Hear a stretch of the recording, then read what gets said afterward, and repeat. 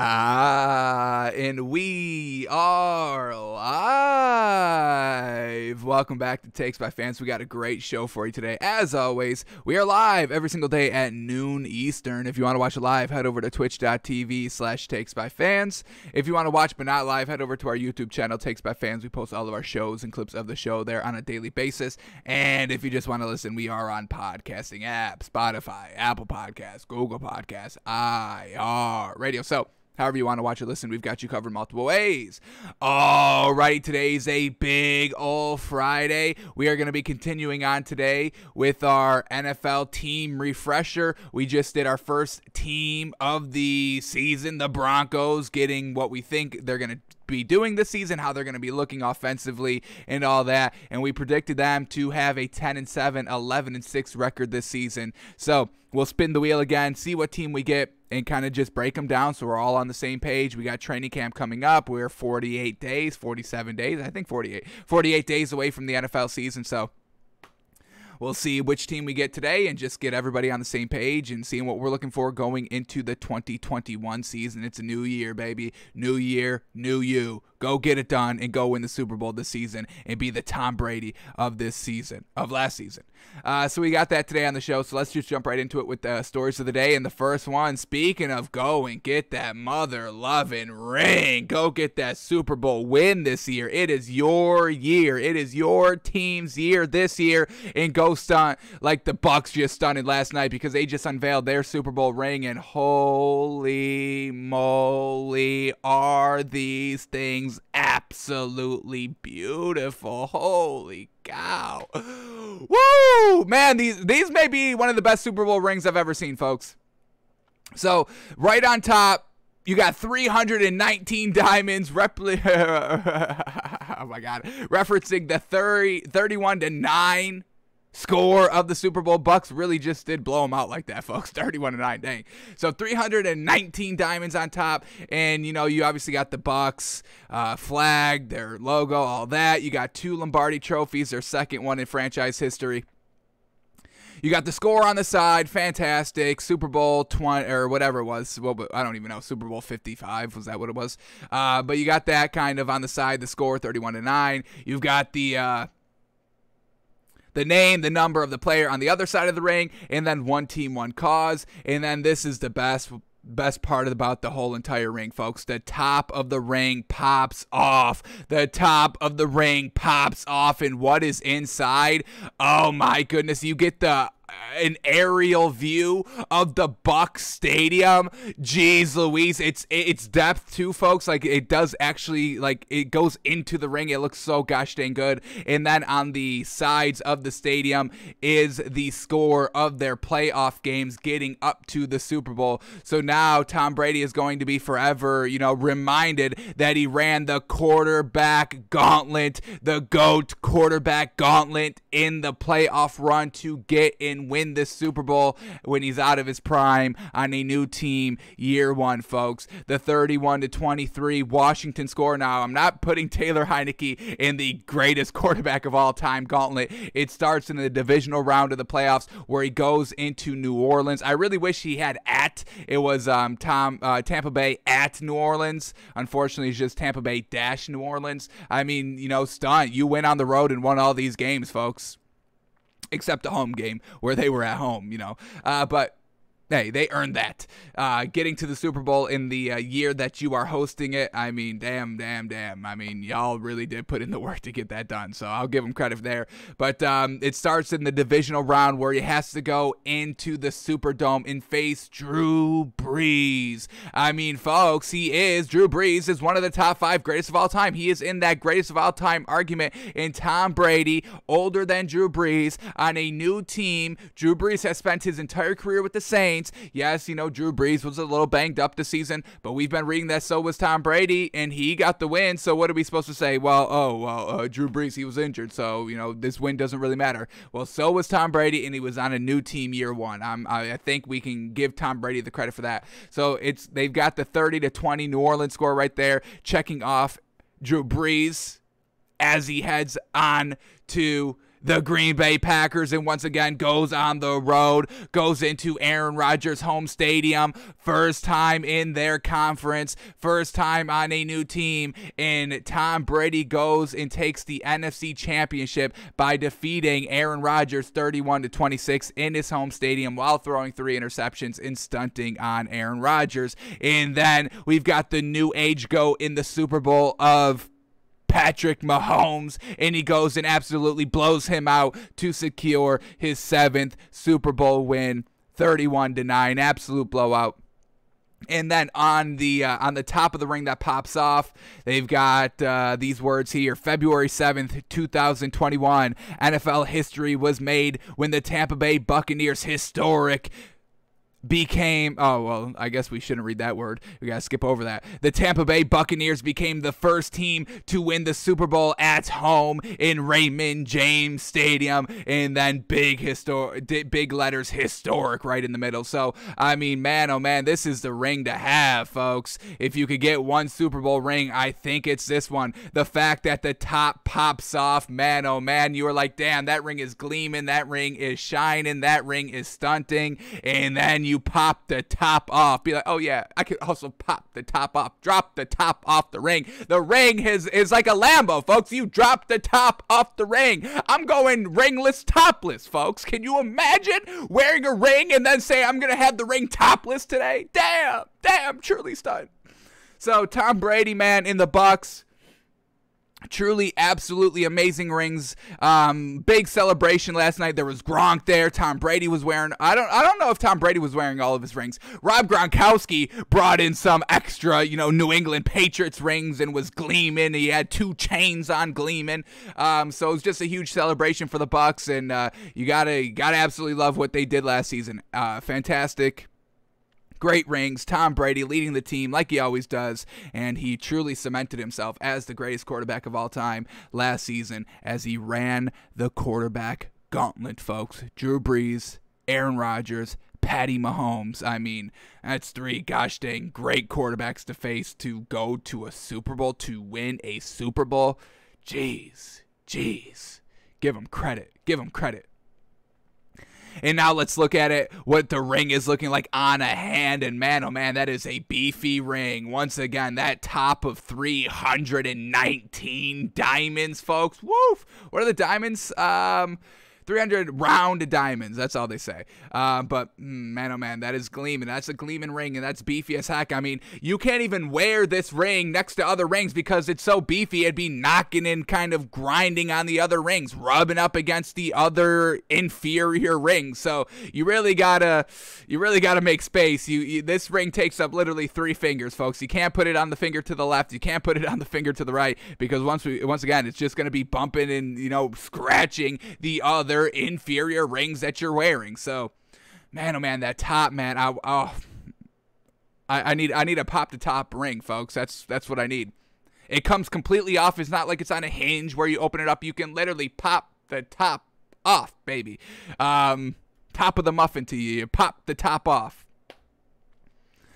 All right, so that was absolutely fantastic. And then Tom Brady, obviously doing his Tom Brady thing as he's, accepting his ring and making a little bit of a speech there. So we can read this article. I think this talks about it. Here we go.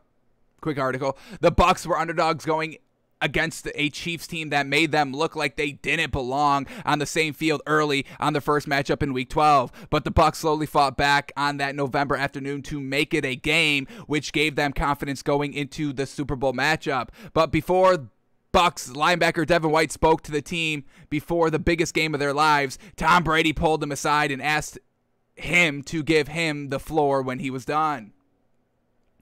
Brady hadn't spoke to the team before a game like this all season. He played it perfectly. The guys were ready to run through a brick wall, and everybody was focused and ready to dominate after that. So while I may get some guff for putting Tom Brady as my atop my top 100 player list for the 2021 season. There are some things that you don't get to see on tape that are a little harder to quantify. So once again, Tom Brady just getting this team ready, getting this team right before the biggest game of their entire careers. Everybody on this Bucs team last season, they didn't know what a Super Bowl was. They didn't know how to play in the Super Bowl. They didn't know, everyone says, hey, the Super Bowl, yes, it's still kind of, a regular game, but it's not a regular game when you're in that atmosphere and when you're actually on the field. You really have to kind of, take it and kind of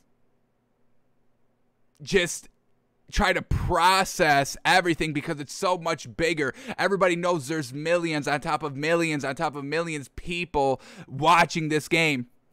So you can't really treat it like another game, and that's what Tom Brady did before this Super Bowl, getting everybody right to go. This is what a true leader does, folks, getting his team ready to march into battle to win the biggest game of the entire season, folks, and going to win the Super Bowl. So Tom Brady, man, absolutely a legend, one of the greatest quarterbacks to ever do it, and the leadership part of it is what truly cements Tom Brady. Yes, he's great. Yes, he's got the yards. Yes, he has the stats. Yes, he has the wins. Yes, he has the touchdowns. Yes, he has the accolades. Yes, he has the Super Bowl wins, the Super Bowl appearances. But he also has that great leadership, folks. You do not go to 10 Super Bowls while not being a great leader. I mean, look at Aaron Rodgers. That's the biggest knock that we have on Aaron Rodgers. We don't feel like he's that good of a leader than Tom Brady is. And one's been to 10 Super Bowls and one's been to 1. That is a huge difference, folks. Yes, everything's not going to go your way, but you have to put on that brave face. You are at the helm of this team.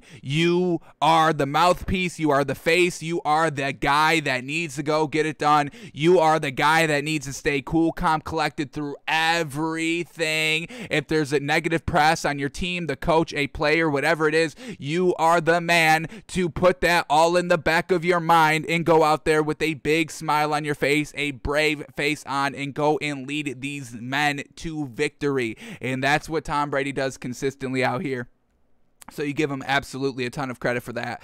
Truly a great ring deserved for one of the greatest of all time. And this may be the greatest ring of all time for the greatest quarterback of all time. And for that, we absolutely love it. So the ring, man, oh man. I don't know how I have to get one of these, but I got to do something to get one of these rings, folks. So please subscribe to the Patreon, $5 a month, patreon.com/takesbyfans, so we can get enough money to maybe buy one of these. I don't even know who's going to be selling these, but if we raise enough money, maybe we can bribe one of the Buccaneers players to give us this ring. So subscribe to the Patreon. Every $5 donation counts, folks. Alrighty, let's move off of that. Man, oh man, that ring is gleaming, folks. Truly, if you have not seen that ring, I encourage you to Google it right now. Drop everything you are doing. If you're not watching it, if you're not watching the show live, if you're just listening to it, look at this mother-loving ring, folks. Man, oh man, popping the top off. I've never seen innovation like that in a ring, and it's so beautiful. It's so beautiful, folks. Alrighty, let's move on to this big old breaking news, probably the news of the day today. Saints wide receiver Michael Thomas expected to miss the start of the season after undergoing ankle surgery. Really, truly unfortunate. This is not what you want to do for the Saints team as they are losing their franchise quarterback for the last 15 plus years in Drew Brees, moving on to, some I don't want to say unproven talent, because Jameis Winston was proven in this league, throwing 5,000 yards and 30 touchdowns. And then we've got Taysom Hill, who, once again, a little unproven because he's never played a full season. So losing an A1 Tier 1 wide receiver in Michael Thomas is not how you kind of get young, new, inexperienced quarterbacks up to speed, up to par on what Drew Brees has been doing the last 15 years, folks. So this is truly going to hinder this Saints team 100%. And they also don't have Emmanuel Sanders. He was there last season, fantastic, but now he's gone as well. So when we're looking at this Saints depth chart, it's really not the greatest. We got Traquan Smith, who's a solid, but he's not a number one receiver out here. He had 448 yards last season, 4 touchdowns. Once again, just solid for a number 2, number 3. He was like the number 3 when they had Emmanuel Sanders. Then we got Deontay Harris. What is he looking like? 5'6"? The man is 5'6". That tells you everything you need to know. He's not a number one receiver. Michael Thomas, I want to say he's like 6'3", 6'4". What do we got? 6'3". So you're missing height there. Traquan Smith is 6'2", so that's definitely gonna help him out with the size. But their number two wide receiver now is Deontay Harris at 5'6", folks. We know speed, and even Tyreek Hill is like 5'8", 5'10", and he's still getting it done. 5'6" is not gonna get it done. The man had 100 yards last season. We got Marquez Callaway. What did he do last season? 213 yards. He's 6'2", so hopefully he gets bumped up the roster a little bit. But overall, their wide receiver core for a Jameis Winston or a Taysom Hill-led quarterback is not going to truly get it done. So this Saints team could be real big in trouble here as the season begins here. So let's go into this article and see how much time this man is actually going to be missing. And we'll have to keep this in mind whenever we get to the Saints and kind of, refresh their season. It could be a bumpy road for the Saints coming out of the gate. So let's see what we get here in this article. The new era of the New Orleans Saints hits a massive speed bump as we race toward the 2021 season. NFL Network insider Ian Rappaport reported Friday that star receiver Michael Thomas is expected to miss the start of the season after undergoing surgery to repair the ligaments in his ankle in June, per source informed of the situation. So he didn't just have the surgery today. This took place in June. He's just not going to be fully recovered at the start of training camp. So not great there. Let's see if we can see how many games he's going to miss. Rappaport added that roughly 4-month recovery timetable. 4 months? Oh my God. 4-month recovery timetable could keep Thomas on the sideline weeks into the season. The Saints' bye comes in week 6 after games versus Green Bay, Carolina, New England, the Giants, and Washington. Wow, that's a tough schedule to open up the gate. So we're talking 4 months, folks. 4 months. So let's just say this happened in early June, the surgery. Let's take it from June 10th, right? Kind of decently in the middle. June 10th. June 10th to July 10th, that's 1 month. July 10th to August 10th is 2 months. August 10th to September 10th is 3 months. And September 10th to October 10th is 4 months. So we're looking at October 10th. Let's bring up the Saints schedule here. See how many games he's going to be missing by October 10th.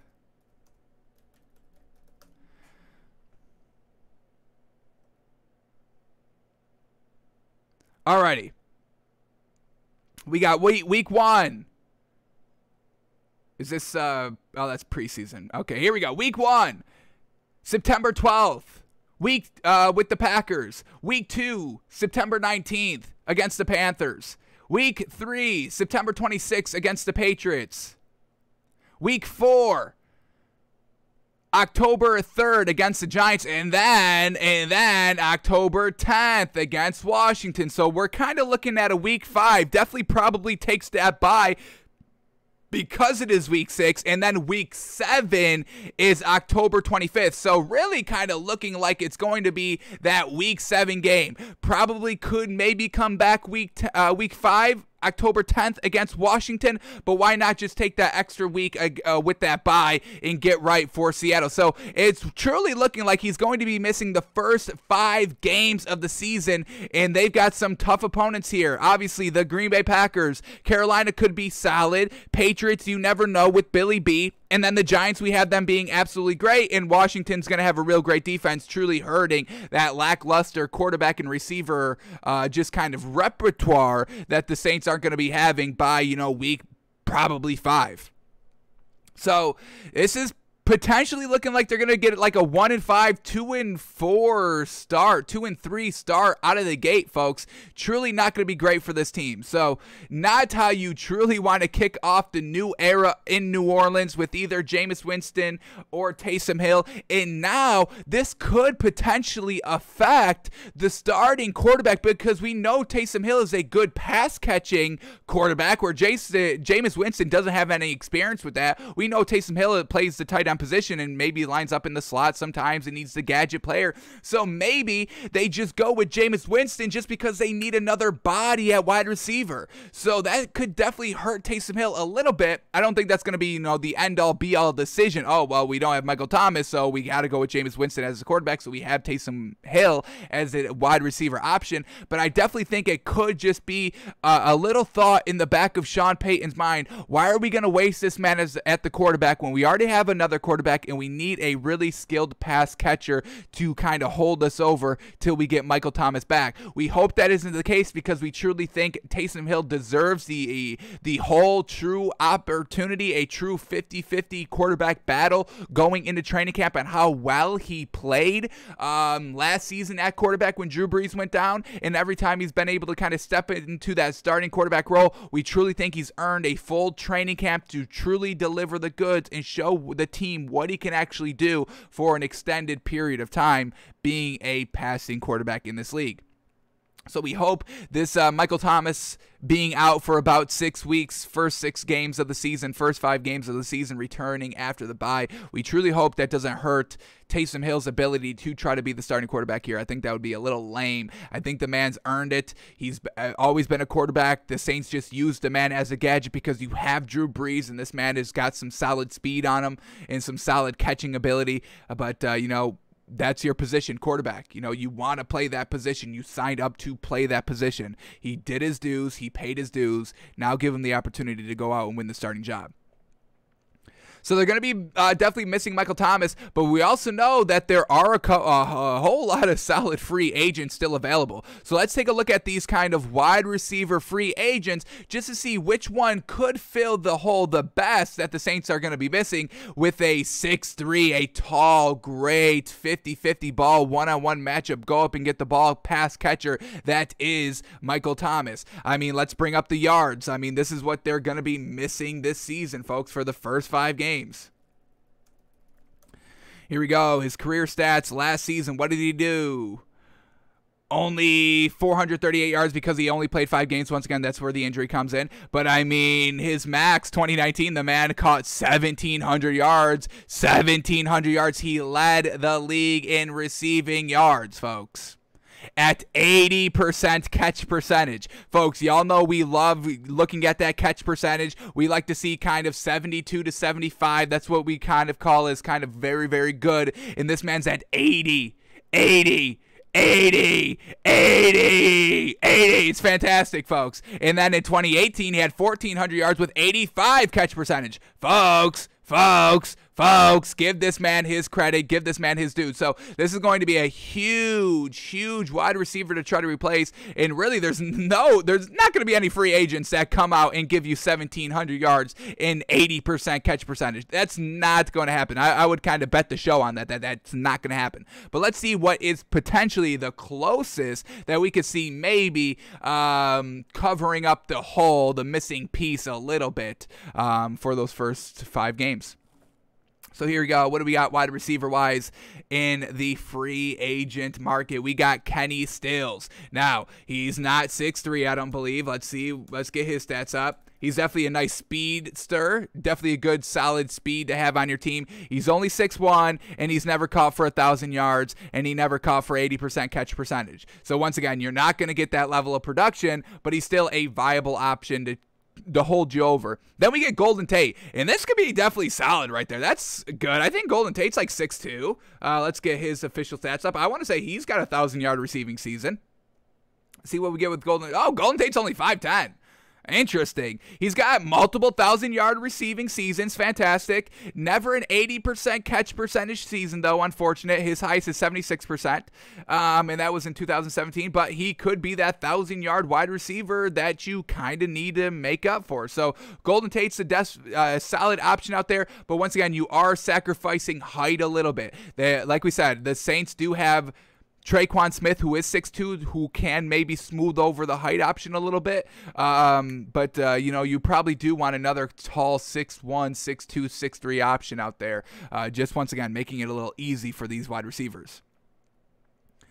All right, Larry Fitzgerald, I don't think that's the route to go. You're really trying to look for a tier 1 wide receiver in this league. And unfortunately, I can't call Larry Fitzgerald a tier 1 wide receiver anymore. It's just he's a little too old. He's not going up and getting the balls. He's still decently fast, but, you know, he is kind of going to be a solid tier 3 on any team that he goes to. And that's not what the Saints are going to be looking for. A tier 1, definitely a solid tier 2 wide receiver, and that's Golden Tate and Kenny Stills. I can't give that to Larry Fitzgerald. So can't see Larry Fitzgerald going there. I think that's the kind of wrong move.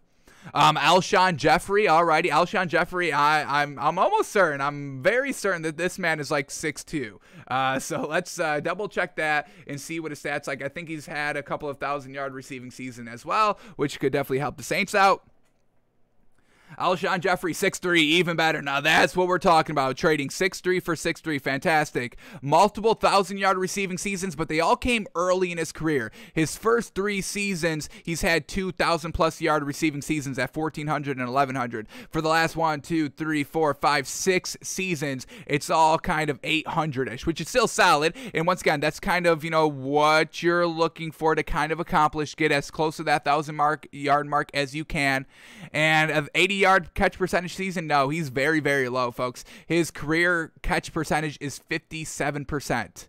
57% career. That's real, real low. Michael Thomas is 77% for his entire career. Kenny Stills, what have we got there? 59, once again, very low. And Golden Tate is at 66. That's decent for your career. So, you know, Alshon Jeffrey, it's going to be tough. Yes, he's got the height, but that's really it. That's really it.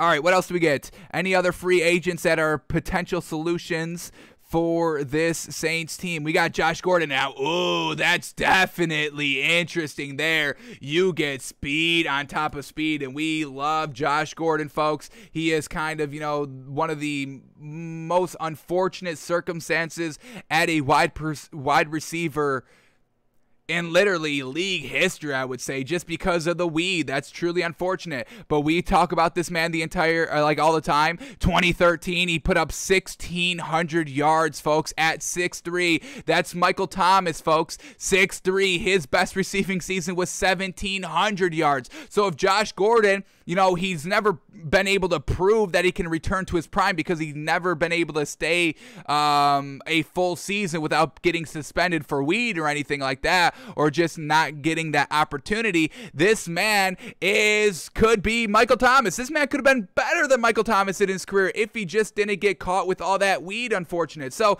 this is it, folks. If the Saints do want to kind of take a home run swing, it's got to be Josh Gordon. This man gets it done. 1,600 yards. Oh my gosh. Oh my gosh, folks. That's amazing. Fantastic. He's 6'3". Fantastic. The height's there. The speed is definitely there. The catch percentage is not there. Very, very low. But once again, it's like he's never been able to kind of, you know, sustain and be on the field consistently for multiple times on the same team for multiple games, for multiple weeks, for multiple practices, for multiple quarterbacks. So we can't expect the catch percentage to be a little low, but we get him in here at the start of training camp, get him up to speed, and he could be solid, a solid production for the first 5 weeks, no doubt. So I would probably say Josh Gordon could definitely be the best fit here for this Saints team now that they've lost their A1 Tier 1 wide receiver. Other options are D.D. Westbrook, Seth Roberts, Marquise Lee, and Tavon Austin, Dez Bryant. But Dez Bryant didn't work last year with the Ravens, so I don't know if we give him another chance. Real just interesting that this man didn't really get it done on that Ravens team when he was kind of the number one receiver on that team, just because everybody else was super short and they were only fast. That was their only good attribute on those wide receivers. So I don't know if we can truly give Dez Bryant another true shot out there, especially for the Saints team that needs somebody that can definitely give us production somewhere. So I would go and get Josh Gordon. I think that's the best fit, folks. Give this man another chance. I believe he's already reinstated. He's good to go. And he's just waiting to get signed somewhere. And if that's the case, go out and get that man. He is the best solution for losing Michael Thomas to come in and fill in for him for just a couple of games. So we're going to kind of say that Josh Gordon's the best fit there, folks. After all the wide receivers that we just looked at, I'm giving it to Josh Gordon. the closest thing to Michael Thomas, over Kenny Stills, over Alshon Jeffrey, and over Golden Tate. Get Josh Gordon. Alrighty, let's keep moving on here. Man, oh man, we just bought into the Cowboys a little bit more the other day, 2 days ago, yesterday on the show, when they had their kind of press conference and everybody was being real humble. Jerry Jones was being real humble. We loved that. Dak Prescott was looking ready to go, and we heard some encouraging things from Ezekiel Elliott, and then we get kind of our first look at Dak Prescott yesterday, and holy moly, folks, this is absolutely fantastic. This man is passing a ball right here. It's full defense, once again, no full pads, but still, he's throwing against the defense, and this man just absolutely puts the ball right on the money. I'm going to call this one maybe 25 yards, real solid, but it's absolutely magnificently thrown, folks. I mean, this is what we're talking about, absolute precision, absolute great accuracy, and that's what we know when we talk about Dak Prescott. His stats are absolutely impressive, and now it's not looking like he's missing a beat, coming off that ankle injury and getting reacclimated back to just football speed and throwing ability. And, he's also running out of the pocket here. He just kind of, takes a couple of steps to the left on the run, and he delivers an absolutely beautiful ball. So we bought the Cowboys team a lot, actually, the last time we talked about them, and this is just kind of encouraging on our decision and keeping this Cowboys team kind of high, big, fresh in our mind, and we're absolutely all about it. So Dak's looking fantastic, folks, and that's why we didn't include him on our narrative. We knew this is what we were going to get. We were never worried about that, and this just goes to back it up and kind of vindicates us a little bit that we're truly not going to be, concerned about Dak Prescott coming off that injury when we're watching Hard Knocks and just watching this Cowboys team in training camp. We've got other pressing concerns, other pressing matters to kind of worry about. Dak Prescott is looking absolutely perfect out there. You love to see it. But we also got to hear from Ezekiel Elliott again. So once again, we can start buying this Cowboys team again. We're loving everything that we're seeing and loving everything that we're hearing. The only kind of, like we said, the question marks that we have to look for that we will get in training camp to truly buy 100%. I'm kind of buying. I'm kind of getting about 80-85% truly bought into this Cowboys team. But if I want to get to that 100%, we've got to see more from Mike McCarthy and got to see more from Dan Quinn first. But everything that we've been hearing from Zeke, that's one of our narratives. Can Zeke return to his prime form? We're loving everything we're hearing. So we get this yesterday from Ezekiel Elliott.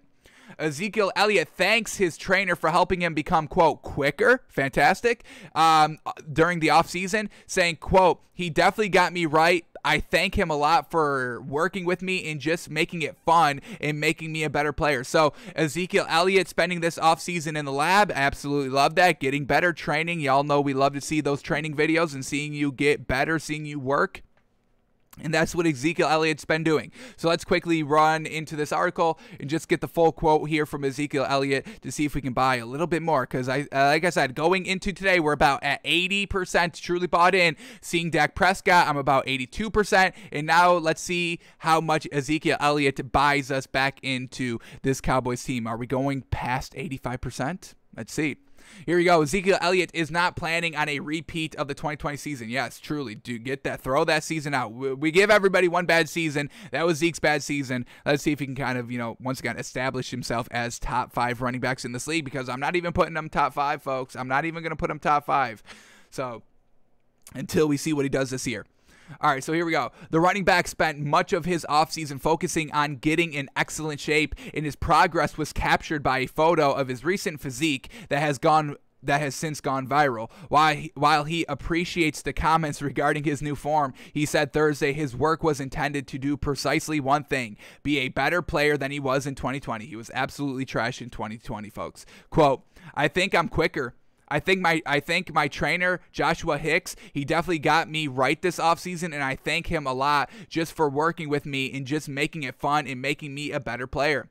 A key focus of Elliott's offseason work involved improving his ball security. Amid a difficult season for Dallas, Elliott matched an undesirable career high with 6 fumbles in 2020. Elliott said Thursday his goal was to make sure he hangs onto the football, because when he loses possession, he's not simply dropping the Duke, he's disappointing the supporters of America's team. Quote, number 1, just fumbling the ball.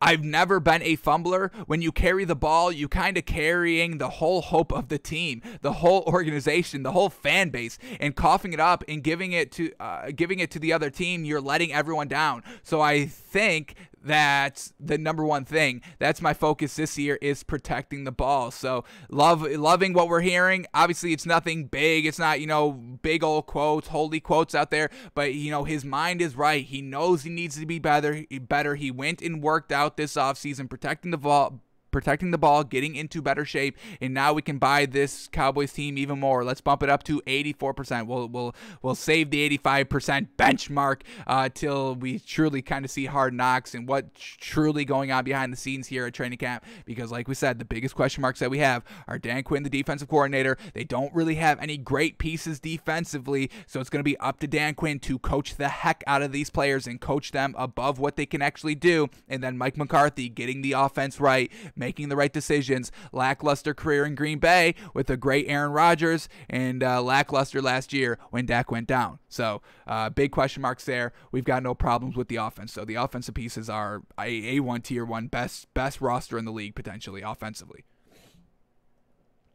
Alrighty, so the Cowboys are looking good, and maybe we can start buying the Steelers team a little bit more. We get to hear from Big Ben and everything that, all the kind of hints here, all the kind of quick clickbait quotes in the headline are kind of pointing to maybe we can truly buy the Steelers team 100%. Let's see. So Big Ben Roethlisberger ready to tackle the new offense, says his arm feels, quote, fresher this year, and, quote, new isn't always bad, it's just new.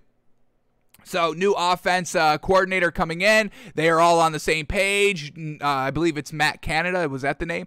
They all are on the same page that they need to get the running game going after last year's a little debacle with James Conner not truly living up to that A1 tier 1 workhorse running back in that role, and really depending on Big Ben just to keep throwing the ball the entire year. They know the offense needs a little bit of an adjustment. We've heard all that. That's why we buy into the Steelers a lot this year, and let's see what Big Ben is saying out here and seeing how fresh he is. That's what we love to see. That's what we need to hear. That's what we need to see from Big Ben, being fresh. The arm is going to be good all season, holds up all season. So let's see what he says here.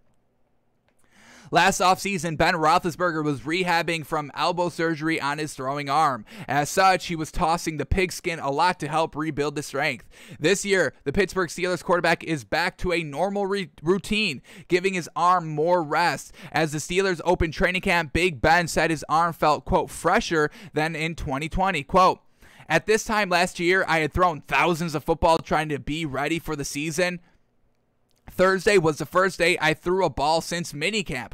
Other than throwing to my son in the backyard, it feels like more normal of an off season. I just think that physically I feel better in terms of my arm, so that is great. That's why his kind of arm declined a little bit on the accuracy and just kind of, the turnover ability. We saw the turnovers start to rise a little bit. The yards were still there, but they were, attributed to a little bit of dink and dunk, and once again, the completion percentage went down. So we saw the completion percentage go down and the turnovers go up the kind of back half of the season, which, indicates to us that Big Ben's arm was declining a little bit. So now, his arm is fresh coming in. He was throwing thousands of balls last year because he was recovering from that elbow surgery. So now he's got, it's like a pitch count in baseball.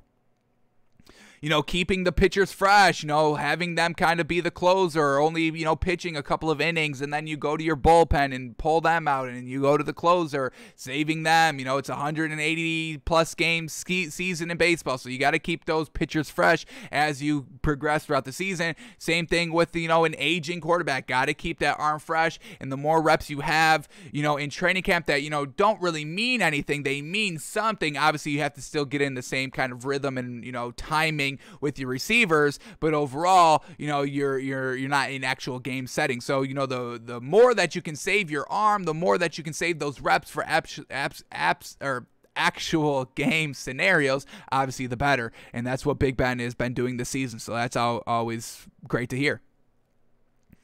All right, let's keep going here. We get one more quote, but let's lead up to the quote here. With that fresh arm and a new offense under offensive coordinator Matt Canada, the Steelers hope Roethlisberger returns to his Pro Bowl ways. Folks, is that not what we had in our our narratives to watch for is Big Ben looking like prime Big Ben. And they just said here, can Big Ben return to his Pro Bowl ways? That's exactly what we're looking for in training camp. And so far, it could potentially look like he is getting back to that prime shape. So that's fantastic. The quarterback admitted that learning the new offense offers a challenge this offseason, but more mental than physical. He noted that he was looking at his wristband quite a bit on the first day of camp. Roethlisberger said he has help at home learning an offense that is, quote, a high percentage of new. Ooh, I kind of actually like that. Learning a new offense, but it's Big Ben. He can get it. He can get the hang of it. They've got great wide receivers. Matt Canada, you've got a great running back there. So hopefully Matt Canada can just truly make this offense work to Big Ben's strengths, to the running back strength, and now we've got an entirely new offense that is, firing on all cylinders. I mean, this Steelers team, I know we just said the Cowboys team is probably up there at greatest, just kind of overall offensive rosters in terms of talent and weapons. The Steelers could definitely be right up there, folks. Juju Smith-Schuster, James Washington, Chase Claypool. Who's their tight end? Is it still Eric Ebron? Let me get a quick look at this. And don't even get us started on Najee Harris, folks. Y'all already know that we're absolutely in love with that man. But Juju Smith-Schuster, Chase Claypool, Deontay Johnson, James Washington, even Ray McLeod. And then they still got Eric Ebron in at the tight end position. Was Eric Ebron in tight end university, folks? Let's quickly take a look. You always get bonus points if you were at tight end university. Let's see who we got here. Eric Ebron. Bingo bango. Yes, sir. So fantastic. We can buy the Steelers team even more now since their tight end went to tight end university and Eric Ebron. So they've got weapons on weapons on weapons. It's just that offensive line, kind of, Franken offensive line put together, stuck together, 4 new offensive linemen. That's going to be a huge thing to watch for, and that is one of our narratives going into training camp. Back to the article. Here we go. Roethlisberger said he has help at home learning an offense that is, quote, a high percentage of new, quote. My daughter makes flashcards for me, and there have been some quizzes at home. It has become as much of a mental offseason as physical in terms of learning new things. It's a little tougher, but I'm going into it full speed ahead and trying to be the best that I can be. So we're loving everything we're hearing. The offense is new. The offense is fresh. Offensive coordinator Matt Canada spicing this up a little bit. You cannot be complacent in this league. You always need to be moving ahead, getting better.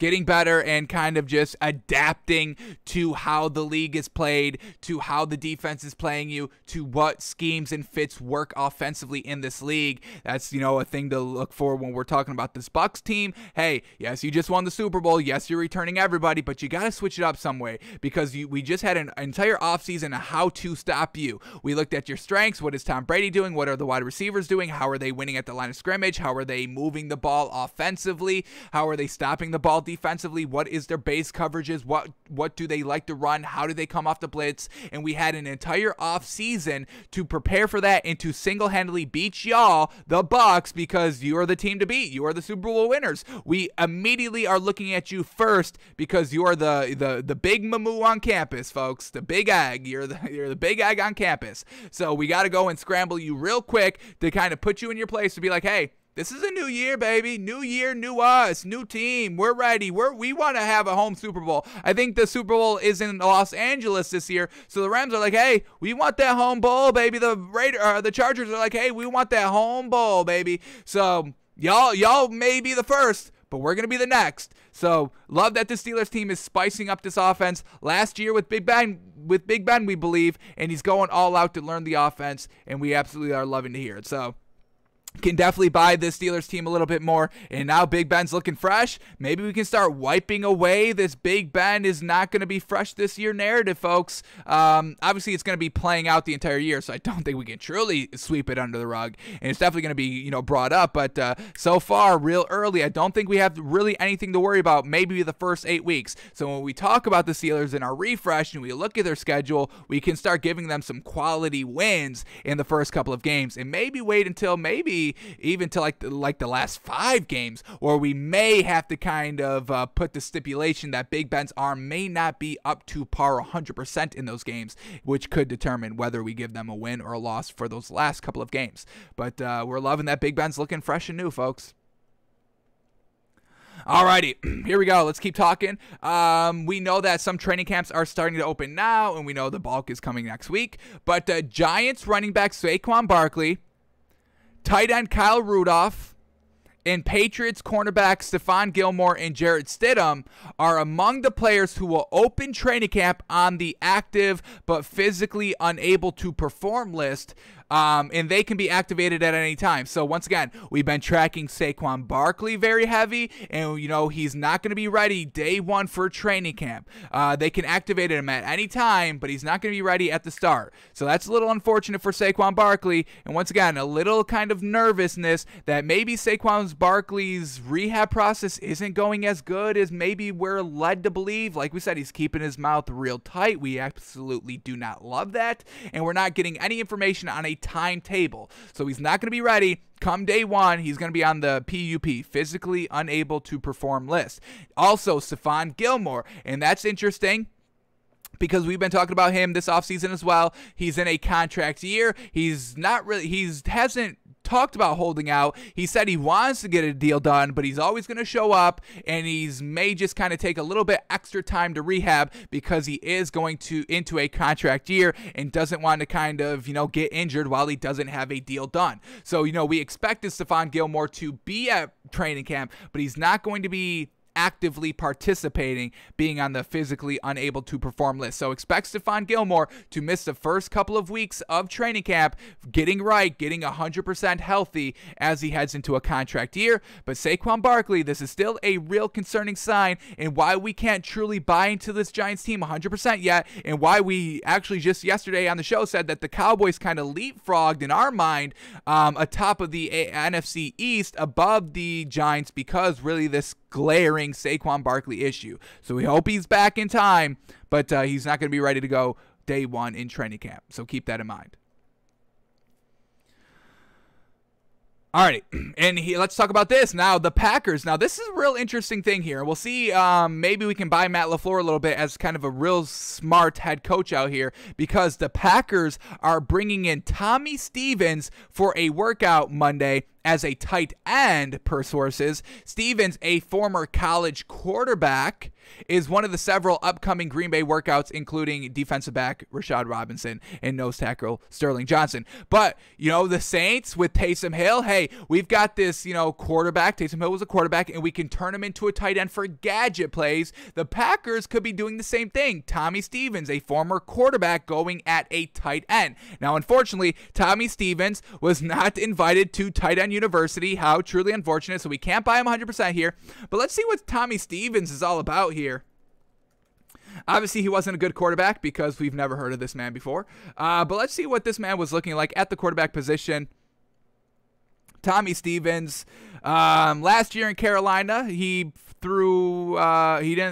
rushed. So he didn't even get a start at quarterback. He was just rushing right out of the gate. Interesting. So already kind of a little bit of a gadget player. He had 4 rushes for 24 yards. Not bad. Picked up 2 first downs. Hey, that's pretty gosh dang good. So not bad overall. What did he do in college? Was he a great thrower of the football? Probably not, since, like we said, we've never heard of this man. But he was at Penn State behind, who was Penn State's quarterback? Trace McSorley, I believe, from 2015 to 2018. And then he went to Missouri State to try to get the starting job. And once again, he never really even did that either. 2019 at Mississippi State, basically his only season of playing decent. He played 9 games, but 1,100 yards, 60% completion percentage.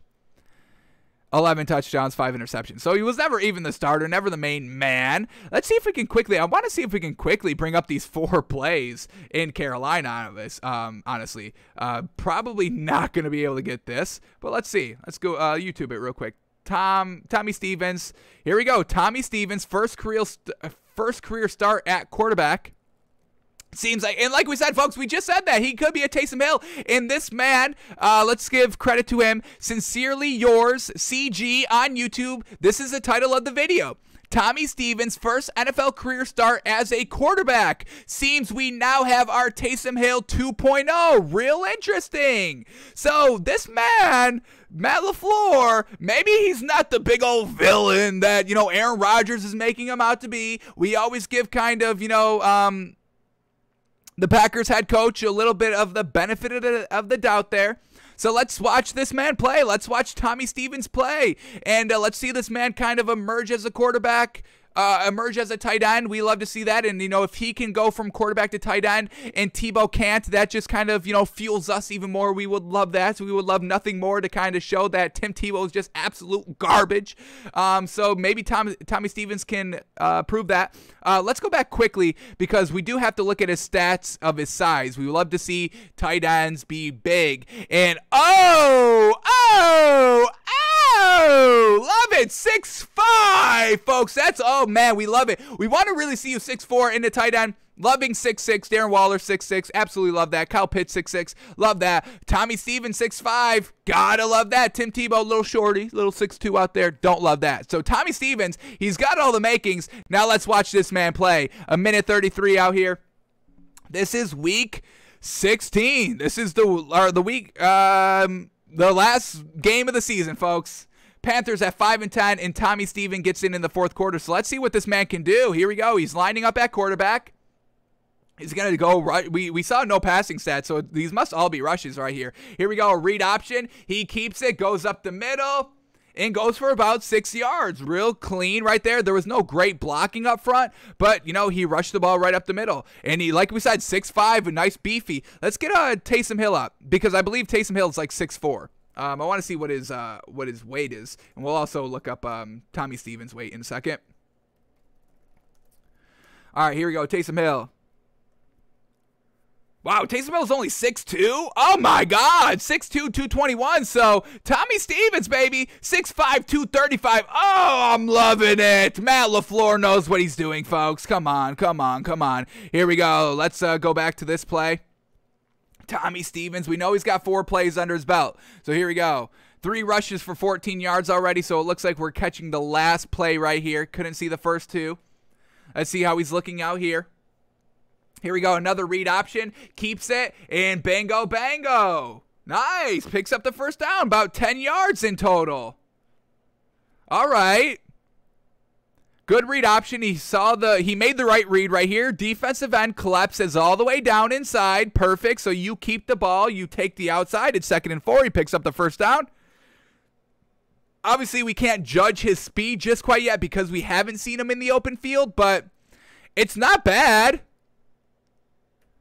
Would like to see him maybe have a couple of juke moves. He just kind of runs right into the defense, expecting to get hit, lowers his shoulder, and the defender just goes real low. I mean, he's 6'5", so you can chop him down, pretty solidly going at his legs. So definitely have to just see this man get a little bit more creative out there, a little bit more juke, a little bit more comfortable running with the ball in open space. But he's making the right reads, and now he's under center. This is still the man. Let's see this last play right here. What do we got? I don't know if this is still the same guy. Throw over the middle. We don't have any passing stats. Yeah, he is number 15, so that wasn't that man. But they brought him in for 4 plays, and he got it done. 24 yards total like we saw. So very, very interesting here. We'll definitely keep an eye on him. Maybe next year get to tight end university and look absolutely fantastic. But Packers are going to bring that man in for a workout, Tommy Stevens, and him and Robert Tonyan. Hey, you got Robert Tonyan, who's a nice little kind of solid, kind of traditional beefy tight end out there. And then you got Tommy Stevens, maybe a little bit more elusive, a little bit more quicker tight end out there. I'm loving that, folks. I'm loving it. Tommy Stevens, folks, watch out for that man. We'll definitely keep an eye on him. And that's going to be one of our narratives to look for when we're talking about the Packers. So let's keep moving out here and still talking about the Packers here. And this isn't great news. The Packers and star wide receiver Davante Adams have broken off long-term extension talks. Now, what does that tell us? We know it's not about the money for really Davante Adams. Yes, he wants to get paid, but it's more importantly what is going on with Aaron Rodgers. So the fact that they have completely broken off contract talks tells us that maybe Aaron Rodgers isn't going to play this season or isn't going to be back next season, because for Davante Adams to get a big deal, a long-term deal here for the Packers, he needs 100% certainty that Aaron Rodgers is going to be the guy, because if Aaron Rodgers isn't the quarterback, Davante Adams is not staying in Green Bay. There's no reason for him to stay in Green Bay to develop Jordan Love that maybe is going to be a bust. Davante Adams wants a ring now, and he's already got Derek Carr waiting in the wings. They have history together. We've talked about that, and it's looked great. We want to see it. We are actually cheering for him to go to the Raiders next season, but the fact that they've just broken off long-term contract extension talks, this tells us that Aaron Rodgers is truly, potentially not going to be playing this year, folks, or definitely not playing next year. I would definitely say Aaron Rodgers will not play for the Packers next year, 100%. This year, I think it's still up in question, but next year, 100%, he will not be a Packer next year. I would feel very confident in saying that. Next year, he's not. This year, still a little questionable. But, yeah, just be on the lookout for that, folks. No Davante Adams next year for the Packers. No more contract talks. He's over it. He can't buy. He's not certain that Aaron Rodgers is going to be there next year, so he's going to be out there next year. He's not going to go down with this Packer ship with Jordan Love at the helm. He's not going to do that. So, not great for the Packers here. Everything seems to be crumbling after they've just went 13-3 the last 2 seasons and just knocking on the door of the Super Bowl, just coming up just quite short. It seems like everybody wants to jump ship here, so not great. Alrighty, let's get into this, folks. A little bit of controversy. You know, the controversy out here. The thing that you can't talk about. We got to talk about it a little bit because it's making a lot of noise on Twitter yesterday. The NFL just released new COVID-19 protocols, and not everybody is happy, folks. And, rightfully so. And I just want to preface it by saying this. The biggest kind of, pushback that you get on this, well, the NFL is a private business, and, private businesses can do whatever they want. Yes, you have freedom of speech by the Constitution, but, hey, these are private businesses. They can do whatever they want. And, yes, I agree with that in principle. These are private businesses. They can run it however they want. They can, have, you all have to wear button-up shirts and speak proper, and, you can't talk out of line. I get all that, folks. It is a private business. You've probably earned the right to run the business that way. We all know you could have possibly been born into generational wealth, and maybe you knew somebody that got you the spot, and, that could have happened as well. But we'll take it as, you earned your right to run this business. You built this business yourself, and you have the right to run it however you want. I understand the principle behind that. But when you're talking about, organizations and companies that have these kind of, hey, there's no talking out, you're not allowed to have your own opinion out here, you have to follow it to a T, there's really kind of no freedom of speech here, you can't really talk out of line, or we're gonna let you go. But just that isn't American then, you know what I mean? And I know there's there's extremes to everything. You can't just go work for a company and be racist on Twitter, because that's definitely gonna hurt the image of the company, and I would that's fine for those companies to fire you for that. But I mean, if you're just having an opinion about medical advice, I mean, you're just having your opinion, your say out there. That doesn't harm anybody. I don't think that you should be punished by that by your company, because once again, that's just un-American. We have the Constitution for a reason. We are the most free, open country in the world, folks. I mean, that is, the American dream. We have country music celebrating America all the time for those principles. So the fact that, these companies can just be like, yeah, we don't really have to follow that. It's just like, yeah, you don't, but you should be. This is America. This is why, this is the greatest country on earth. Because we had this Constitution, we have, hey, you could say whatever you want, as long as it's really not harming anybody, as long as, you're not starting a riot or anything like that, which most of us, we aren't. We're just kind of like, hey, we have a little questions out here. We want to question it because we're trying to get the answers. We're trying to, critically think and be like, all right, yes, you're telling us this one thing, but what about this fact? Because everybody's just skipping over this fact and not addressing this fact, and we have questions about this fact. So what is going on with that fact? Because if you're all not addressing this fact and overlooking this fact and saying this fact doesn't really mean anything, or this fact, you don't have to worry about that. It's like, well, why? We're just trying. Everyone just wants to get better and learn and know the full extent. We want all the information. And when people kind of, gatekeep information by saying you can't even talk about this, and if you do, you're fired, and if you do talk about it, you're off the team, you're off the job, anything like that, it's like, well, doesn't that just kind of give that fact that we all can't talk about a little bit more credence. I don't know if credence is the right word I'm looking for. It always pops in my head when I'm kind of discussing this. I'm like, I feel like what does credence mean? I might as well just look it up. That's what we like to do on the show, question our own narratives. So let's look at the credence definition. Like when I think of the word credence, I'm like, the credit, the weight behind something. So here we go, credence.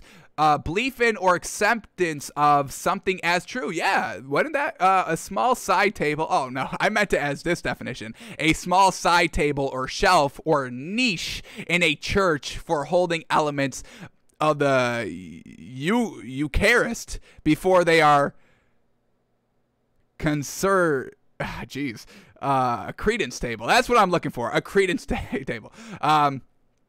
Belief in or acceptance of something as true. Yeah, that would just kind of, if we can't talk about this and you say, hey, if you talk about this one fact right here, you're off. You can't talk about that. But why? That, once again, it increases the credence behind that, the weight to put that is actually true if we all can't talk about it. So why is everything getting censored all of a sudden? Why are we having censorship? I don't believe in any censorship. You should be able to say whatever you want. If it's so outrageous, if it's so blatantly offensive, then we can all just ignore it and it would go away. But if you bring attention to it, you can cancel it. I mean, everybody loves to say, cancel this business because they support.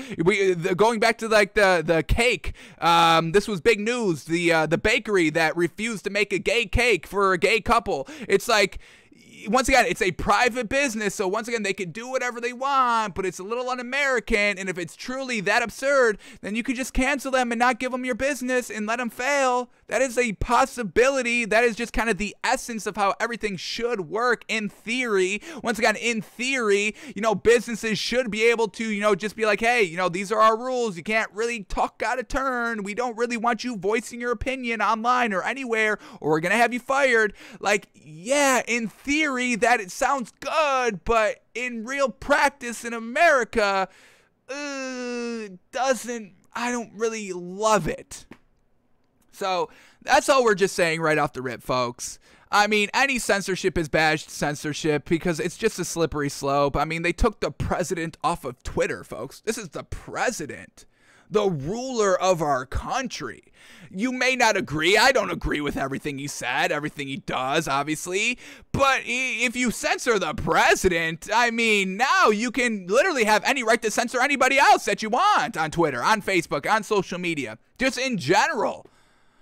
I haven't heard from Trump in ever, folks. I mean, I don't even know what this man is doing now. They've completely erased this man from any sort of voice, which is never great. Was he right about some things? I'm sure he was right about a couple of things. Everything? No. No, not even close. But it just doesn't make sense to censor anybody, because if you're censoring somebody, why? Is it because they're telling you the truth? They're actually saying something that is kind of truthful that you don't want to be said?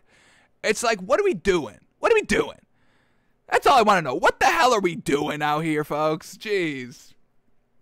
So let's tie it back into here. Here we go. The NFL released new COVID-19 protocols, and let's just read the official memo so we get the official wording, so we get the official information out here. So here we go. Subject line, 2021 COVID-related operating principles from Roger Goodell. Oh boy, what does he got to say? So here we go. This will summarize key operating principles relating to addressing the continuing COVID-19 threat for the 2021 season. We will review these principles and related matters on the 32 Club call this evening. These principles are based on last season's experience and follow discussions that we have had with a number of league committees, medical experts, outside advisors, and many of you. As we learned last year, we can play a full season if we maintain a firm commitment to adhering to our health and safety protocols and to making needed adjustments in response to changing conditions. These operating principles are designed to allow us to play a full season in a safe and responsible way and address possible competitive, or financial issues fairly. While there is no question that health conditions have improved from last year, we cannot be complacent or simply assume that we will be able to play without interruption, either due to COVID outbreaks among our clubs or outbreaks that occur within the larger community. These principles are intended to help inform decisions, recognizing that, as in 2020, we will need to remain flexible and adapt to possibly changing conditions. Here we go, medical principles. Bullet points here. Here we go. The first one. We will maintain our focus on health and safety, with the well-being of everyone associated with our game remaining our highest priority. Bullet point number 2. Nearly all clubs have vaccinated 100% of their Tier 1 and Tier 2 staffs. Clubs have put appropriate protocols in place for the relatively few staff who have not been vaccinated, consistent with the guidance given last April. As of today, more than 75% of players are in the process of being vaccinated, and more than half the clubs have vaccination rates greater than 80% of their players. And once again, when we're talking about, Tier 1 status, that's, being around the players on the field, and then Tier 2 is like, you can be in the booth, but you can't be on the field, you can't be near players. So once again, kind of forcing the coaching staff to do that. They weren't mandating players to get vaccinated, but they were kind of mandating personnel, coaching staff, because they said, hey, if you're not going to get vaccinated, you're going to lose your Tier 1, Tier 2 status, and you're not going to be able to be near the players, and you're going to have to be in the booth, not on the field. So it's like, how can we coach from up there? It's a little tough. Bullet point number 3. We know the vaccines are safe and effective and are the best step anyone can take to be safe from the coronavirus. The vaccines continue to provide strong immunity against variants of the coronavirus, including the Delta variant. Even with the recent increase, new cases remain far below the peak levels of earlier this year. Both the CDC and major hospital systems throughout the country have reported that 97% or more of the new cases and virtually all hospitalizations are seen in unvaccinated individuals. Interesting there. While there have been, quote, breakthrough infection cases where a vaccinated individual has been infected, those cases tend to be mild and people recover from the infection relatively quickly. And that is true. I mean, the vaccine does definitely help with the symptoms of COVID, and that's what the vaccine was meant to do. I mean, once again, this is just what I've been seeing. The facts that I have been seeing with the information, the information that I have been seeing, because I honestly don't even know what's real or fake anymore. I don't know. But the information that I have been seeing, and once again, I'm just a guy, I'm just a person, I am not medical expert, I am not medical advice. I am just saying, all the information that I have seen, it was never the intention of the vaccine to stop transmission of the virus. That's something that I thought the vaccine was never supposed to do. They weren't even thinking about that when they were making the vaccine, was that they really couldn't just stop transmission. They can stop the symptoms, and that was what was killing everybody from COVID, was the symptoms of it. So it lessened the symptoms. So the fact that, everyone's like surprised, or, they actually quoted these as breakthrough infections of vaccinated people catching COVID.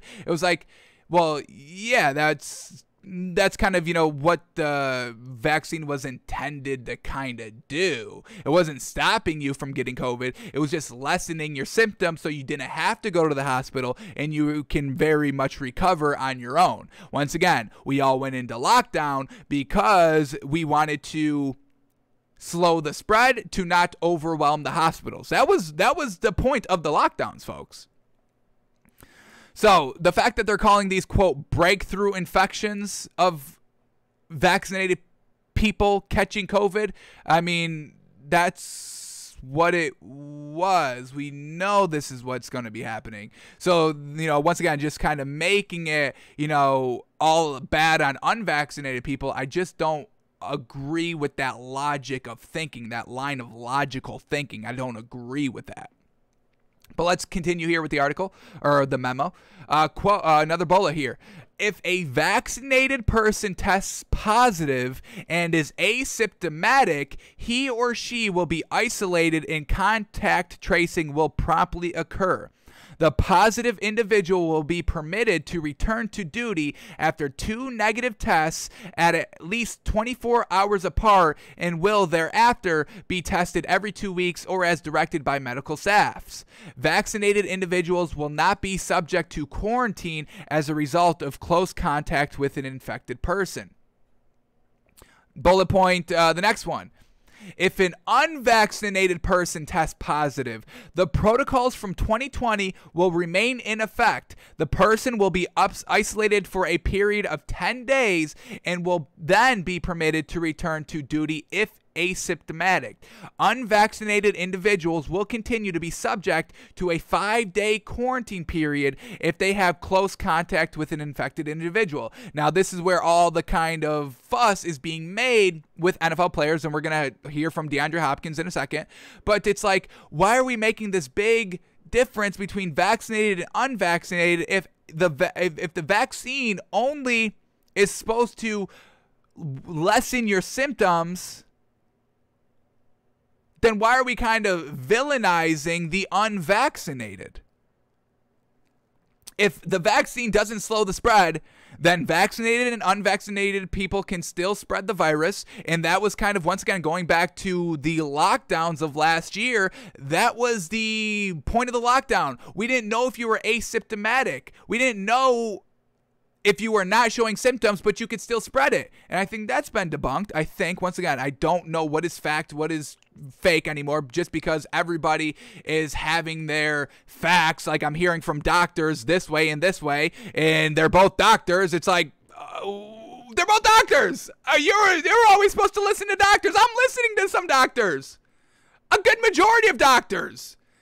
And we're getting a little conflicting information, which just makes it annoying, because now we've got two sides of the fence, and it's like, oh, you better pick your team, and you're going to be villainized one way or the other, and it's real annoying out here that we can't have just a discussion. Why has there been no debate? Why have all these doctors have all these different points of views and all these different conclusions and all these different ways to treat the COVID-19, but we don't have a big debate?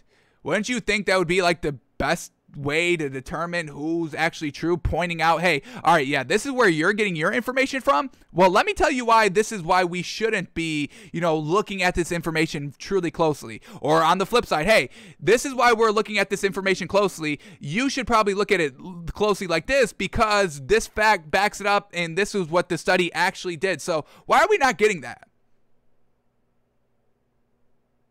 Why are we not having discussions? I mean, what the heck? Why do I have to go to Joe Rogan's podcast to have actual meaningful, thoughtful discussions? Because I heard two doctors on that show say, hey, if you use, I don't even know if I want to say the medication because YouTube, I'm sure I'm going to get struck on this one as well. I've already probably said something wild, which I don't think I did. But once again, what did I say at the start of this?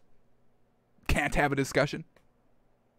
But, the people on Joe Rogan's podcast who are medical professionals and had an open dialogue and discussion said, hey, if you take this medication, and it's not hydroxychloroquine, that is not what I'm talking about. I'm talking about the IV, I don't want to say it. I don't know what they got.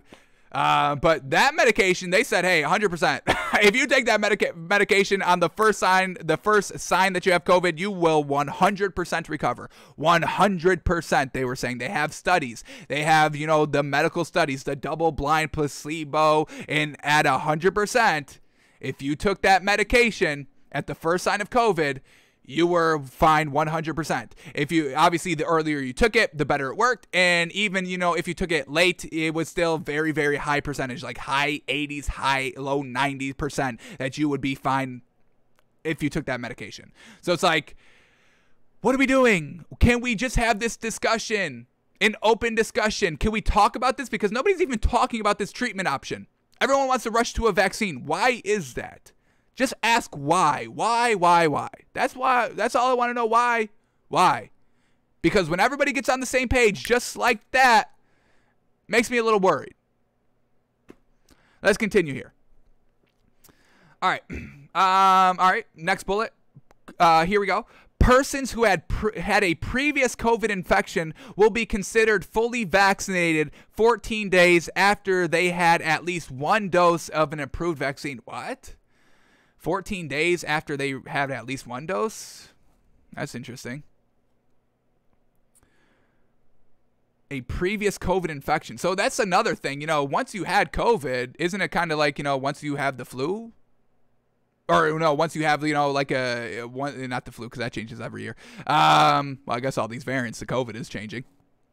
But, once you have, an infection, a disease, you don't get that again because you have the antibodies to fight it. So, if you have the antibodies of COVID, why are we still, rushing everybody to get the vaccine? You know what I mean? Just want to know. Once again, we don't know because nobody is having open conversations. And, Dr. Fauci just had a hearing the other day. Man, it kind of seemed like he was lying a little bit. Rand Paul calling him out. From what I heard, it kind of seemed like Fauci was lying a little bit about the gain of function. But that's just what I'm hearing, folks, what I'm seeing. The information that I'm hearing, that I'm seeing. I'm seeing all the information. I'm taking it all in, folks. I'm sponging it up. I'm seeing everything. What everybody is ever saying, I'm seeing, all right, I see this. I'm weighing these. All right, I'm putting more credits into this and then to that. And this is my conclusion that I come up with. Just what the hell is going on here? So, once again, we're not medical advice. We are not medical doctors. I am a guy that talks about sports, folks. Please. I'm just saying, let's have a dialogue. Let's have a discussion. Let's think about this logically. Can we just go step by step logically throughout the entire thing? I've been doing this for the entire 2 years that we've been under COVID. It's like, I'm just trying to follow the most logical line of thinking out here, folks. Back to the bullet points here. Next one. We will remain in close contact with medical and public health authorities at all levels of government, as well as with our own medical advisors and the NFLPA, and will communicate. This is blacked out, so I don't know what that's about, but that's blacked out. We will communicate any blank, blank, blank, blank, blank, blank promptly. So I don't know why they mark that off, but that's interesting. All right, competitive principles. Here we go. Bullet point number 1 of competitive principles. The league will make every responsible effort consistent with underlying health and safety protocols to complete the full 272-game regular season within the current 18 weeks and all postseason games as scheduled in a safe and responsible way. This is grounded in a commitment to players, coaches, fans, and business partners. We do not anticipate adding a 19th week to accommodate games that cannot be rescheduled within the current 18 weeks of the regular season. Bullet point number 2. Every club is obligated under the Constitution and bylaws to have its team ready to play at the scheduled time and place. A failure to do so is deemed conduct detrimental. There is no right to postpone a game. Postponements will only occur if required by government authorities, medical experts, or the commissioner's discretion. Next bullet point. In light of the substantial roster flexibility in place for the 2021 season, absent medical considerations or government directives, games will not be postponed or rescheduled simply to avoid roster issues caused by injury or illness affecting multiple players, even within a position group. Next bullet. If a game is canceled or postponed because a club cannot play due to a COVID spike among or resulting from its non-vaccinated players or staff, then the burden of cancellation or delay will fall on the club experiencing the COVID infection. We will seek to minimize the burden on the opposing club or clubs. If a club cannot play due to a COVID spike in vaccinated individuals, we will attempt to minimize the competitive and economic burden on both participating teams. This is kind of the big one here that a lot of people are getting, a little upset with. They're putting all the blame on unvaccinated players, but the vaccinated players can still catch it. So why are we we're getting close to the point of truly segregation on vaccinated and unvaccinated people, but it doesn't make any sense because both parties can spread and contract the COVID-19. We've seen it. Maybe, I don't know if there's truly information about vaccinated people spreading COVID, but vaccinated people can still get COVID. I think they can still spread it. I'm not 100% certain on that. Like I said, I'm just speaking of what I have been seeing. And I don't know if there's been any confirmed cases of vaccinated spreading to other vaccinated. I'm not 100% sure on that. So we're vilifying unvaccinated people. And there's a lot of people on Twitter and social media, and it's just this is just truly disheartening when I see this. Everyone's like, doing your own research is actually bad for you, and coming up to your own conclusions is actually bad in this case. I'm like, no, it's really not. And I know we're talking about, health and safety of the entire population, and I get that, folks. It's bigger than one person. It's bigger than just one community, one organization, one anything. I get all that. But at the end of the day, when you say, hey, you can't do your own research on this topic, it's like, why are we censoring? You should be critically thinking on everything that has ever happened to you in your entire life. You should be critically thinking, especially when it comes to government and all that. It's like, there's been some instances where the government hasn't been entirely truthful. So it's like, yeah, we're going to take everything with the big grain of salt here and critically think this entire thing out. And everything just seems to be real weird the last 2 years. So I just don't know, folks. Let's continue it out here. We got a couple more bullets to go over. Here we go. Next bullet up. Whether to reschedule a postponed game will be dependent on health and safety reasons at the recommendation of medical experts, as well as considerations of stadium availability, schedule integrity, fan convenience, and other appropriate matters.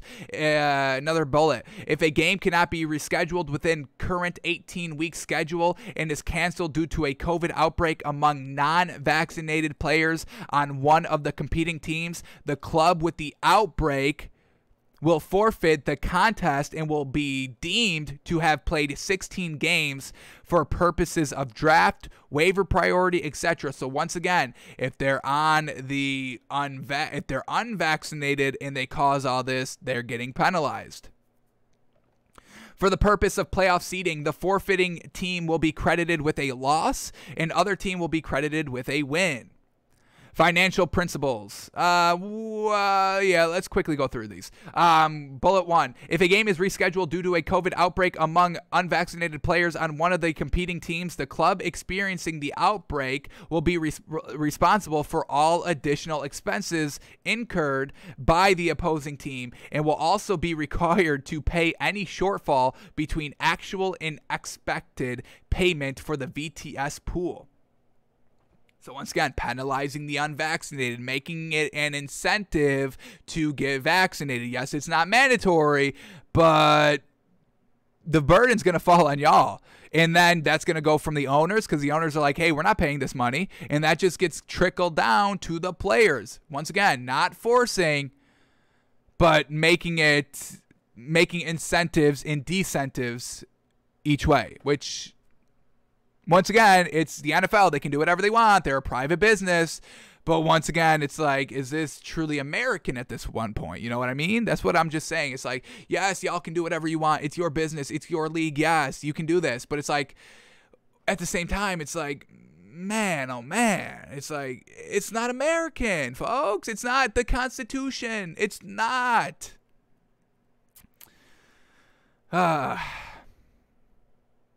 I just don't like the loopholes that everyone's trying to navigate. I don't agree. I personally, takes by fans, I don't agree.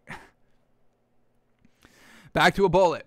If a game cannot be rescheduled within the current 18-week schedule and is canceled due to a COVID outbreak among unvaccinated players on one of the competing teams, that club will forfeit the contest and will be responsible for the lost payment to the VTS pool.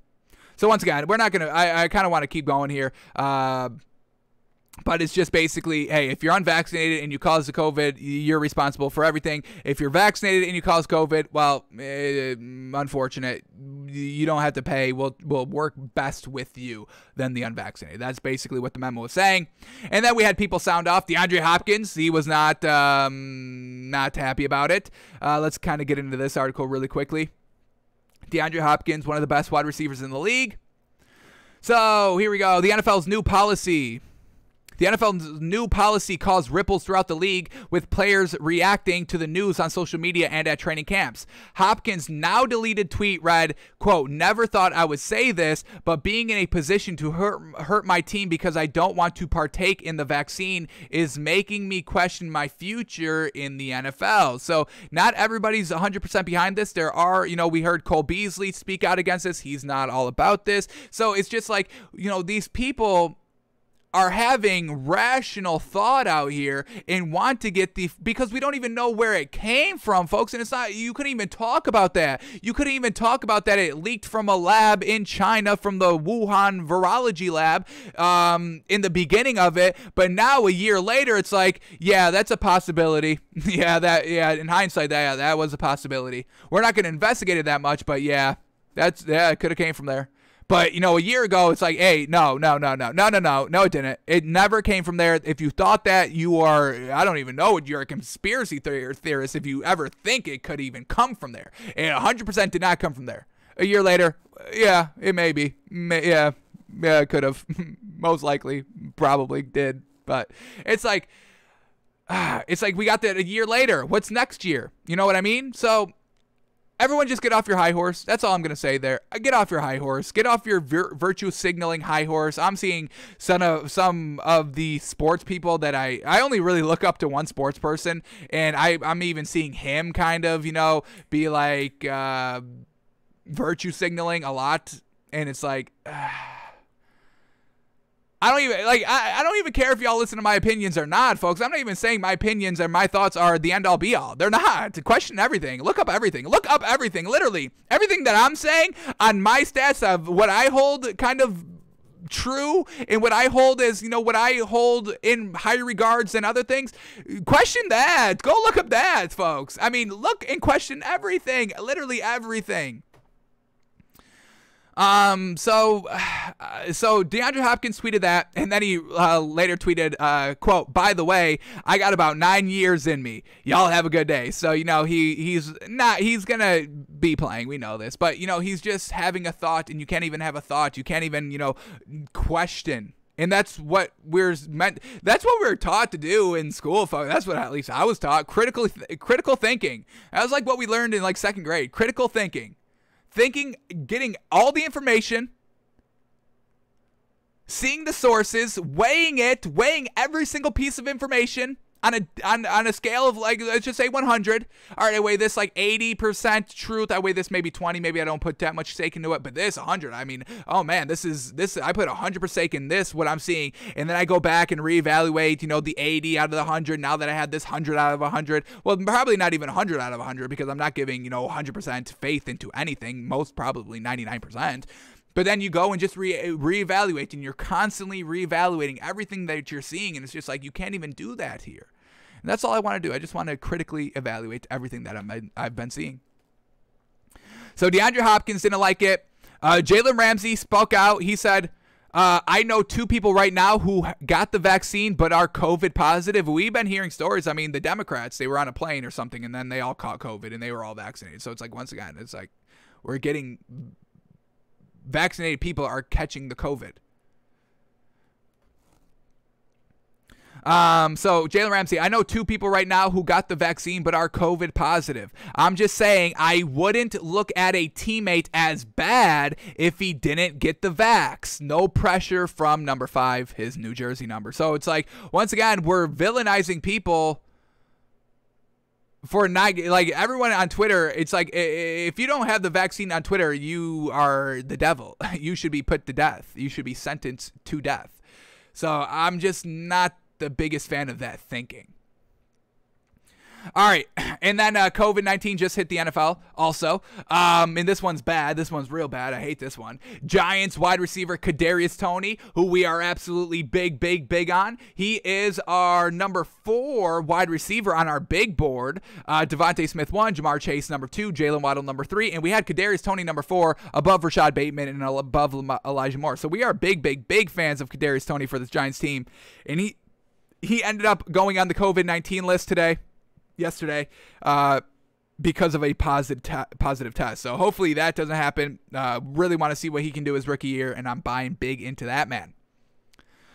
All right, and then the last thing to go over quickly here is the 2021 NFL record projections. This one's by USA Today, and I kind of just want to bring this up because we just started kind of doing our team refreshers yesterday. We're not going to be able to get to one today on the show because we just went way late today on the stories. Some good stuff to talk about, but we went way late today. The Broncos, the USA Today predicted the Broncos going 8-9, and we had them way higher than that, folks. We had them at 10-6 and 11-5.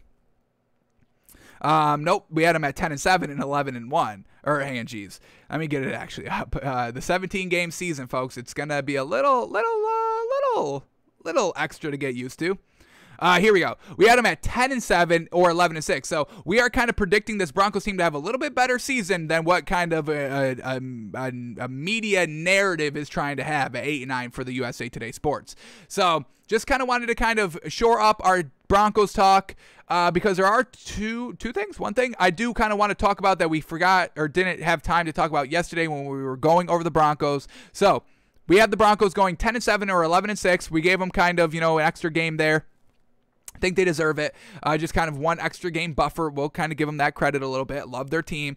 They also have, when we were going over their roster yesterday, we forgot to talk about, they have Noah Fant, who was part of Tight End University. So that's kind of basically why we gave them an extra win for 11-6 next season, this season coming up.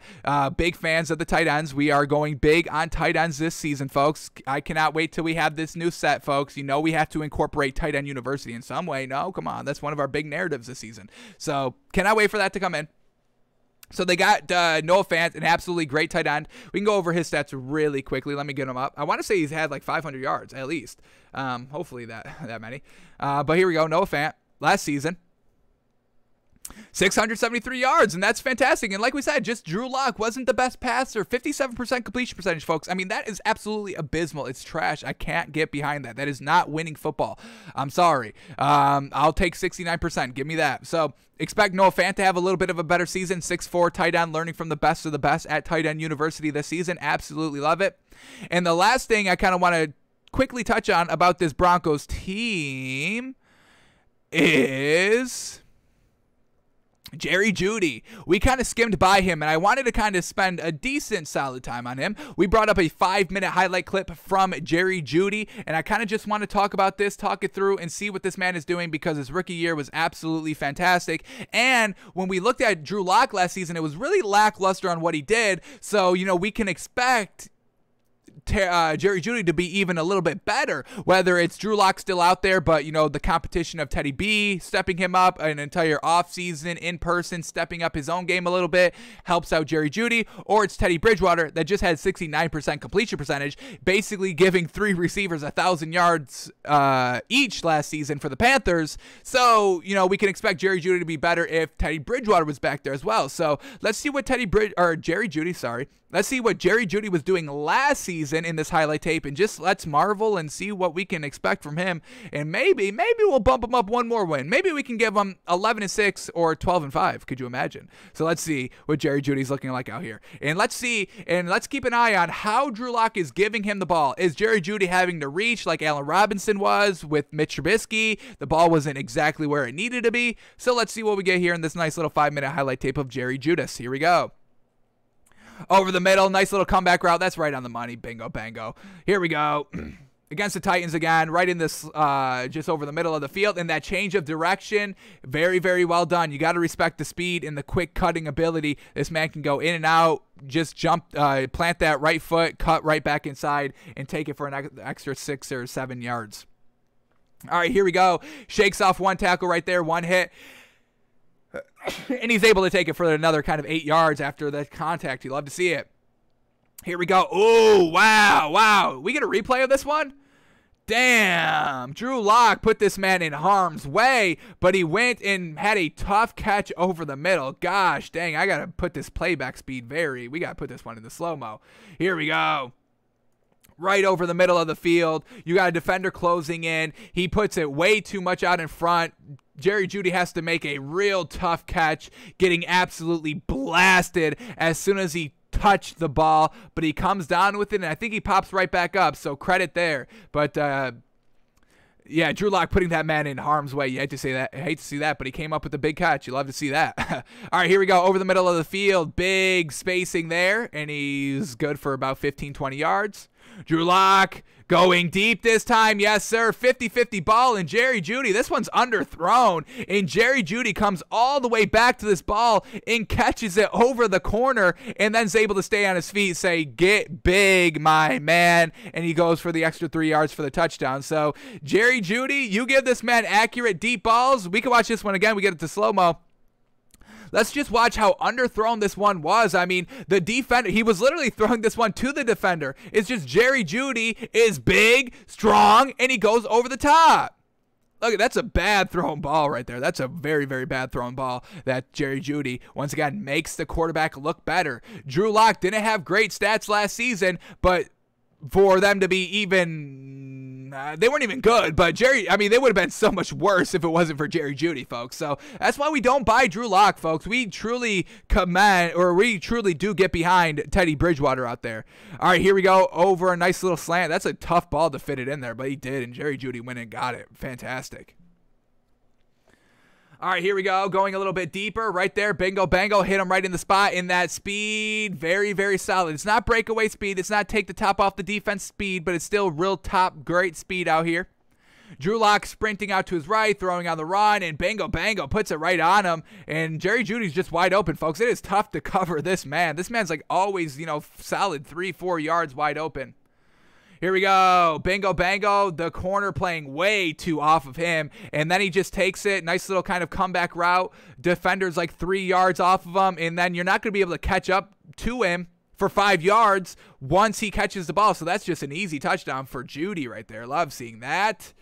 Against the Falcons again, Drew Lock going deep to Jerry Jeudy. This time puts it right on the money. Bingo, bango. Jerry Jeudy gets behind the defender. A clean step on the corner. And Drew Lock puts it right on the money, not underthrowing it. And that's right down into the red zone for the Broncos. Love seeing it.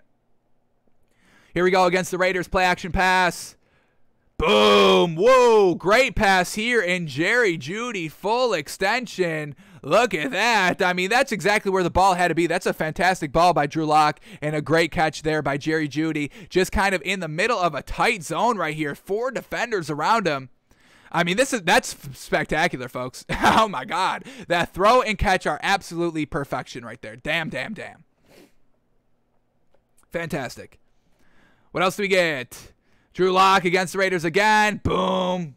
20 yards down the field. Jerry Jeudy's wide open. Against the Dolphins, what can he do here against this great defense? Fantastic defense. Boom. Perfect kind of post route right there. Fantastic. Here we go. Drew Lock. Boom. Against the Panthers. Wide open. Against the Bills. Here we go. Getting blown out 21-7. Here we go. Boom. Jerry Jeudy open. Catches the ball. Defender kind of draped over him at the last second. He's still able to hold on. Against the Chargers here. What do we got? Over the middle of the field. The man just beats his defender. Catches it for about 15. Against the Chargers again. Boom. Slant over the middle. I mean, man, oh man. This man is just sacrificing his body, knowing he's got to be over the middle. And he's able to get that great separation to have some clean catches. Can't really take the yards after the contact or yards after the catch a lot. Hey, I mean, you're running over the middle of the defense. I mean, that's where all the meat is. Drew Lock standing tall from his own end zone. Jerry Jeudy gets behind the linebackers, and can he take it all the way? Whoa, the speed was fantastic right there. Dang, dang, dang. Maybe he does have to take the top off the speed defense because he hits the 50, and it's one man to beat, and he goes and beats that man. Fantastic speed right there. Drew Lock getting pumped. Yes, sir. So, Jerry Jeudy's looking real great out there. Expect for a year 2 step and with a better quarterback, more experienced quarterback, whether that's, Drew Lock getting, like we said, more kind of reps under his belt in the competition pushing him, or Teddy Bridgewater that is a wide receiver's best friend. All right, that's going to do it for us today. Couldn't get to a team today, unfortunate. We will do one tomorrow. And like we said, like we say, the weekends, not a lot of stories, so we can kind of, fit a solid team in there for Saturday and Sunday. So looking forward to that. So that's what we have tomorrow on the show, just kind of doing our refresher. We'll see what team the wheel lands on and do that live and see what we get and see what we can expect from the teams this season. All right, so it doesn't seem like anything is breaking, so that's where we will end it for today, folks. Thanks for tuning in. Thanks for watching. Thanks for listening, and we will see you tomorrow. I better see you tomorrow. You understand me? Ooh, and the Dolphins just signed linebacker Shaquem Griffin. Interesting. Solid pickup right there. I believe that's the one-hand man. Solid. We'll see if we can keep our corner, Xavier Howard. All righty. We're out of here, folks. We'll see you tomorrow. We better see you tomorrow. We will see you tomorrow. We will see you tomorrow. We'll see you tomorrow, folks. You will see us tomorrow. We will see you tomorrow. Tomorrow. All right, folks.